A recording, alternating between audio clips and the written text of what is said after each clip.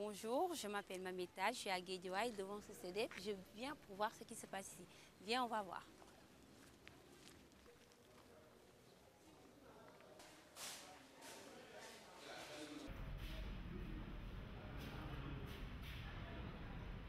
Je suis le docteur Ngagne Mbaye, je suis pédiatre et je suis le président de Synergie pour l'enfance, qui est une organisation communautaire de base qui est née depuis 1996 dans la banlieue, sur l'initiative d'un groupe de volontaires qui ont voulu apporter quelque chose aux enfants de la banlieue, mais aux enfants du pays en général. C'est pour ça que nous avons parlé de Synergie, qui est donc un groupe de personnes de professions fort diverses, dont chacune apporte quelque chose dans le cadre du volontariat. Fort du soutien de FHI, avec le CNLS, nous avons dit que nous allons investir l'espace jeune, qui était aussi un espace très peu investi dans le domaine du dépistage. Nous avons donc mis en place cette expérience pilote où Synergie est venue compléter l'offre de services pour les jeunes qui était délivrée au niveau du centre conseil pour adolescents. Ce centre conseil faisait donc de l'information pour les jeunes, de la sensibilisation, promotion de la santé reproductive, lutte contre les drogues, réinsertion sociale. Mais il n'y avait pas le volet SIDA particulier qui était vraiment tel qu'il devait être représenté. Et en particulier, il n'y avait pas le volet dépistage. Donc nous sommes venus nous intégrer dans le CCA, former avec le CCA maintenant une unité organique qu'on appelle complexe CCA-CDVA. La mission du centre conseil, c'est que nous nous occupons du processus de prise en charge de l'adolescent aux besoins spécifiques en matière de santé de la reproduction. Il y a d'abord la mission du CCA et maintenant la mission du CDVA. Ce qui fait que maintenant on a une équipe composée de deux entités qui a permis de démultiplier encore les différentes offres de services. Mais nous travaillons plus sur la prévention. Nous organisons des conférences, des causeries, des podiums, des activités théâtrales et des projections de films. Les différentes offres de services sont ici. Il y a d'abord l'accueil. Et cet accueil-là, quand vous venez, il y a ce qu'on appelle les conseillers et les conseillères qui se trouvent au niveau du centre, qui vous accueillent et vous orientent par rapport à votre préoccupation au niveau des différentes offres de services. CCA, c'est le centre conseil ado. CDVA, c'est le centre de dépistage volontaire et anonyme. Donc, au niveau du centre, on a un paquet de services qu'on offre aux jeunes. Donc, le premier service, c'est le conseil. Là, vous êtes dans la salle conseil. Il y a aussi le volet dépistage volontaire et anonyme. Il y a aussi le volet prise en charge et formation. Il y a aussi la sage-femme qui est là, c'est la prise en charge médicale, qui fait des consultations gratuites pour les jeunes, surtout dans le volet de la santé de la reproduction, de manière générale. En général, les jeunes qui viennent là, ils ont des problèmes de règles, surtout pour les filles, des problèmes de règles, des problèmes de grossesse, surtout les grossesses précoces et indésirées. Il y a aussi les tentatives de viol. Il y a tout un tas de problèmes qu'on peut régler ici avec les jeunes. Surtout en cas de viol, il faut essayer de faire le dépistage parce que ça existe ici au centre. On fait le dépistage du VIH-Sida. Et en parlant du sida aussi, on fait le dépistage aux femmes enceintes. Et c'est surtout pour la prévention de la transmission mère-enfant. C'est pourquoi on fait faire le test à toutes les femmes enceintes. Et je crois que toute jeune fille est appelée à être mère demain. Donc, c'est pourquoi je vous donne le renseignement. La fréquentation est en train d'augmenter. Les jeunes viennent de plus en plus, non seulement pour se dépister, mais aussi pour s'informer. Et cela renforce le paquet de services qui leur était offert. On peut, dans un seul déplacement, avoir un conseiller chez le psychologue, voir l'assistance sociale, faire son dépistage. Combien de temps que ça va prendre? Oui, à peu près moins de 30 minutes si c'est négatif. Si c'est positif, à 1 heure de temps. Donc en général, on donne 1 heure de temps.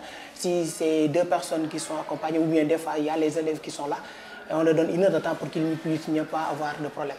Avant de faire le prélèvement, il faut qu'on tente sur un questionnaire. Et c'est pas long aussi. On a besoin que d'une dizaine de de 15 minutes simplement, d'une dizaine ou de 15 minutes. Il y a la carte de rendez-vous et le numéro d'anonymat. Vous voyez, on ne demande pas le nom, c'est vraiment anonyme. On travaille par anonymat, c'est un numéro qu'on va te délivrer. Et on va le conserver jusqu'au niveau du labo pour pouvoir faire le prélèvement. Après, c'est par le même numéro qu'on va te donner aussi le résultat. Nous ne sommes pas limités seulement au dépistage. Nous avons renforcé le partenariat avec le centre de santé du Roi Baudouin.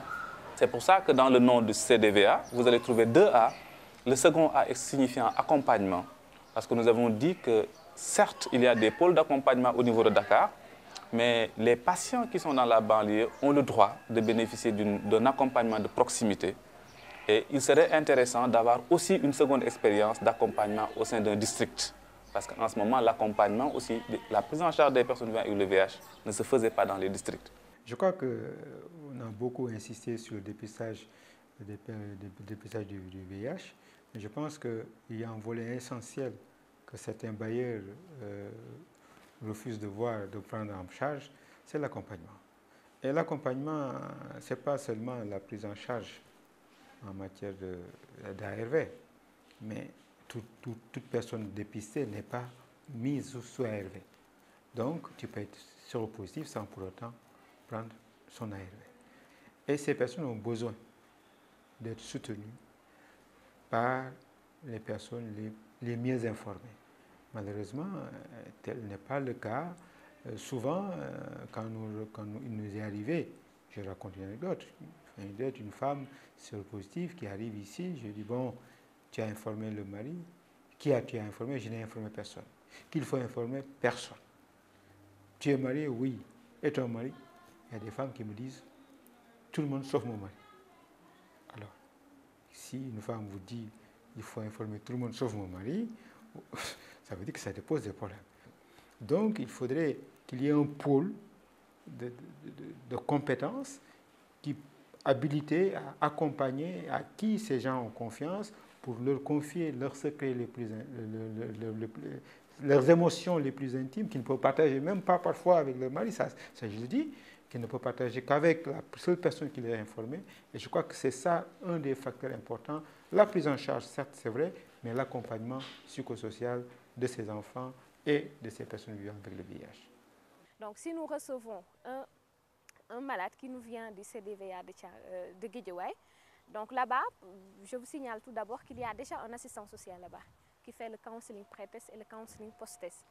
En cas de résultat positif, l'assistant social du CDVA de Guédiawaye fait la référence au médecin ISARV qui est ici, au niveau du centre de santé Roi Baudouin, et une référence à l'assistante sociale qui assure le suivi psychosocial.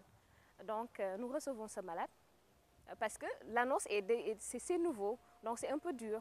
Donc, nous lui parlons de la maladie en général parce que les gens, quand même, ils diabolisent la maladie à l'extérieur. Donc, nous la rassurons par rapport à la maladie. Nous lui parlons des modes de transmission. Nous lui parlons du partage de l'information avec son conjoint, sa conjointe, avec sa famille. Nous lui parlons de l'association, des associations des personnes vivant avec le VIH. Si elle veut adhérer ou pas pour la soulager, nous lui proposons une visite à domicile. Si c'est possible, si elle accepte, on se rend chez elle pour s'imprégner de son environnement familial, voir, donc, et tout ça, ça peut nous permettre ça peut nous faciliter la prise en charge psychosociale en tant que telle, mieux la connaître. Et puis aussi, nous lui parlons des groupes de parole organisés ici, des repas communautaires, et donc nous lui parlons de ses pairs. Des fois, il y a des volontaires, même parmi les pairs. S'il y a un nouveau malade, il se porte volontaire pour parler avec lui, la rassurer, lui dire que moi je suis dans le même cas. Tout ça, ça peut soulager une personne qui est sous le choc, qui est traumatisée par une nouvelle comme celui d'être séropositif. Et donc c'est par phase. C'est par phase. Un nouveau venu, on ne lui parle pas de tout ça le même jour. C'est pourquoi on donne des visites rapprochées. Donc on lui donne des rendez-vous rapprochés, des rendez-vous par semaine, par 15 jours, le temps qu'elle encaisse la nouvelle, le temps qu'elle s'habitue, qu'elle accepte sa séropositivité.